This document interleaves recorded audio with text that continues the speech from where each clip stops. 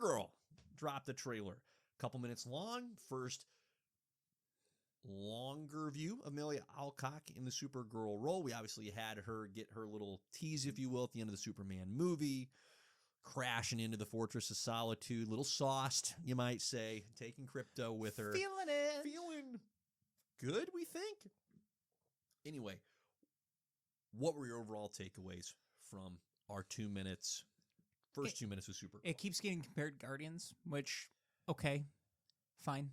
I think the major two takeaways here is, A, we're getting more Crypto, the Superdog, okay? Sure. But two, Sure. and I think the most important thing that everybody wanted to see was Lobo. And dang it, did they do us dirty. Dang it, did they do us dirty.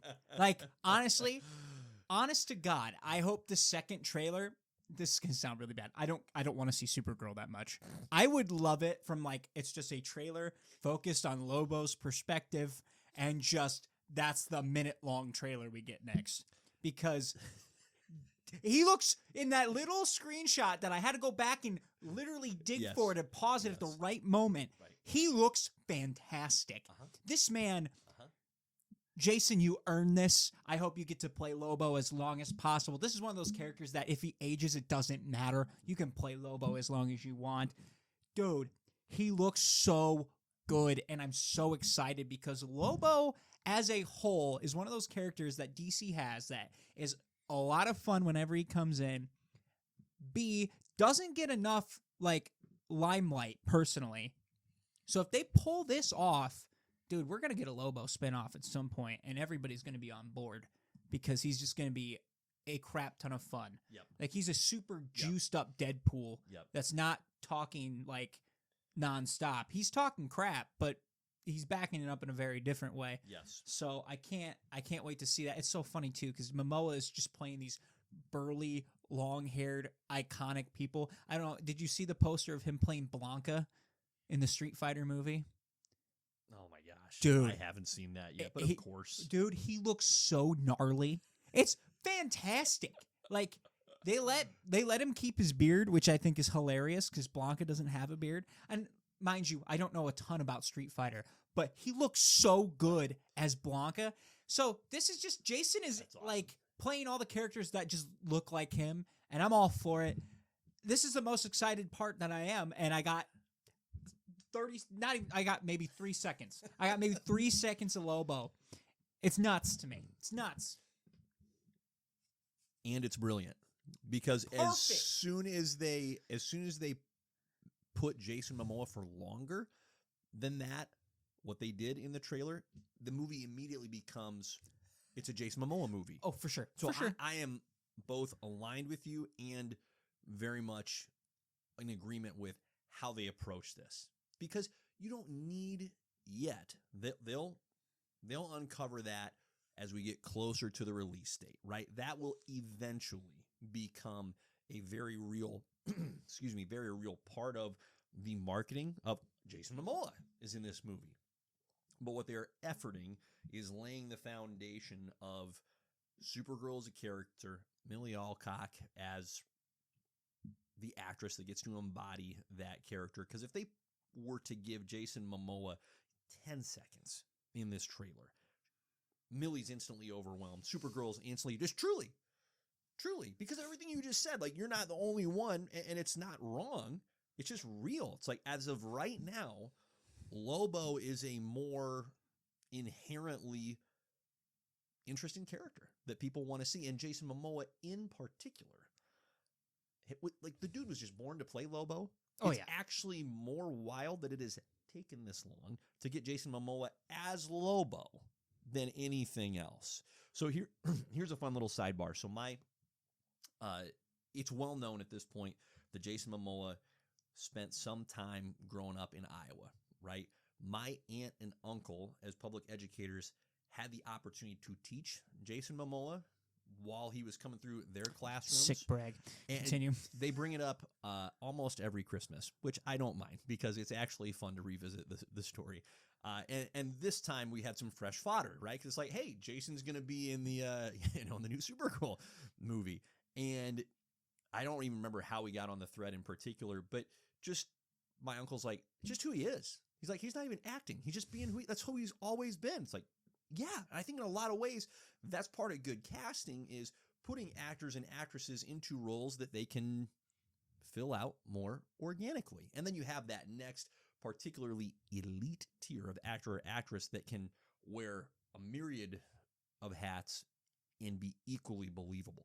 Most, and I don't mean this at all as a slight, most actors and actresses have a particular, hey, this is a role you're really good at, right? And as soon as you put them in a different role, it's ill-fitting or awkward. And of course, there are some that are outstanding. Not dunking on anybody saying, oh, you're not even trying. It's like, obviously it takes energy, effort, and whatnot.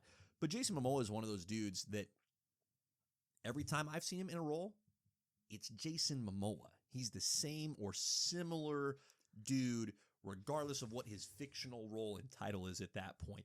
And it's wildly entertaining. So it's great. I'm not saying, Jason, you suck as an actor. No, you're great. You're very entertaining. Very entertaining. Please keep being you. I'm very excited to see him as Lobo as well. It's like him. I'd throw Ryan Reynolds in there as Yes. well. They're just actors that you know what you're going to get when they get on screen. Right? And that's okay. You cast Ryan Reynolds to have him be Ryan Reynolds. Yeah. Not to have him, hey, Ryan, can you play this guy named Brian Smith? No, come be yourself, please. It's like, that's great. So anyway, that's great. I do want to touch on the Guardians vibe. It's okay. I also find it to be an extraordinarily lazy take.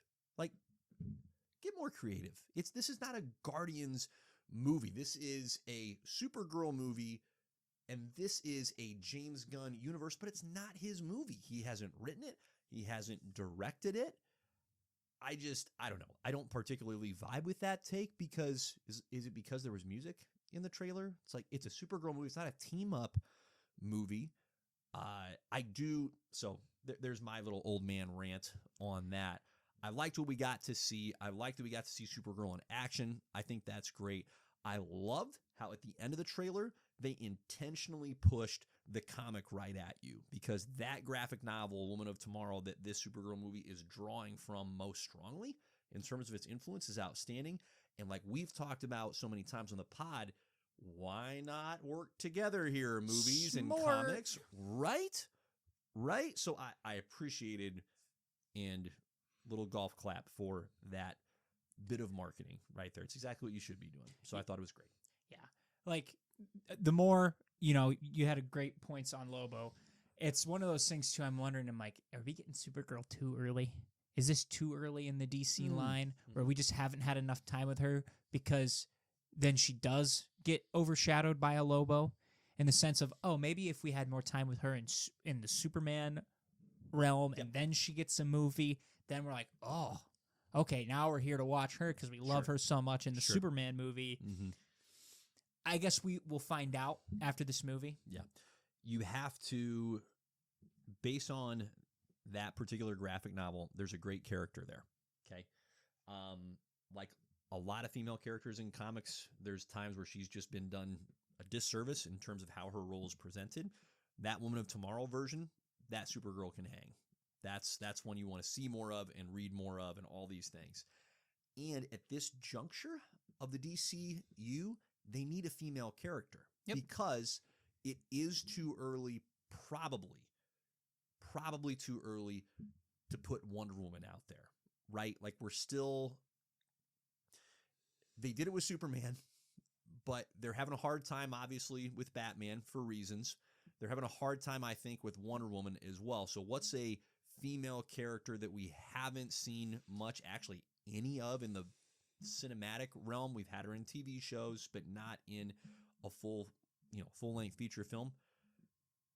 Well, unless you want to count the Richard Donner stuff, but too long ago, 40 years. No, thank you. This makes sense. It's the right character at the right time. I have high expectations for this one. Here's a little weird aside. Normally I get caught up in run times, and I know this movie, allegedly, it's in the can, and what we're hearing is it's going to be less than 2 hours. That's actually, for this movie, perfect. Because you know what this movie is? It's True Grit. It's just Supergirl in the role of Rooster Cogburn in True Grit. And that movie, True Grit, comes in at like an hour 45, an hour 50, and it's terrific. it's fast paced, and that's what this movie needs to be. This doesn't need to be an extended, elongated view of the character. Be quick, be efficient, be entertaining, get out, and we're going to come back for more down the road. So I liked what we got to see out of this first couple of minutes. I hope they lean into the anger because I know she's got a lot of it. And I don't feel like we saw a lot of it in this. I feel like we got a little bit of the drunky. Yeah, a little bit of the somberness. A little bit of the, I don't know where I'm at right now. So I'm hoping we just get to see her snap because that is like the one big difference between her and Clark is that she flies off the handle a little bit more. She doesn't have in control. And you know what? Understandable. Yep. You watch your planet die in front of you. That's hard. Yep. All right. But I'm hoping because that's something that I think they need to set her apart from Superman. Totally. Because if she has the same temperament and emotions and all that stuff, then we just get Superman and female Superman. Yep. We don't want that. Yep. So let her just get pissed off. I can't wait. Just let her kill some people just for the fun of it. So that's where I'm at. Yeah. Last thing I'll say is, again, I like that they lean very heavily into the Supergirl, a little bit of Ruth or Ruthie, her, oh gosh, I'm blanking on the name of the female character from True Grit. I'm sorry. We didn't really get much of Krem of the Yellow Hills. He's the primary antagonist in that graphic novel. I think we got a Lobo-esque look into the camera from him. So again, from a marketing point of view, I think they did well to just present the Supergirl character, and we're going to get more as we get into the full-fledged marketing here in several months. So they're doing a good job of taking their time. Felt confident to me. Didn't feel off. Didn't feel hasty. Felt right. Do you think Lobo has an accent? No. I know, we're going to get a Bass Stitch in there somewhere, obviously. Several of them, I hope. But, I would hope a lot. But I was just wondering, I was like, do you think he has a actual voice that goes with this, or if he's just going to do his own voice? Just him. Okay. Just him. And I don't have a problem with that, but I'm like, totally. Do you think he gets like grittier or anything like that? There's already so much of the whiskey and cigarettes in that man's voice. It's where true. It's just, it is full of all the gravel that you need and want it to be in. So I think just let him go. Let him cook. Super excited.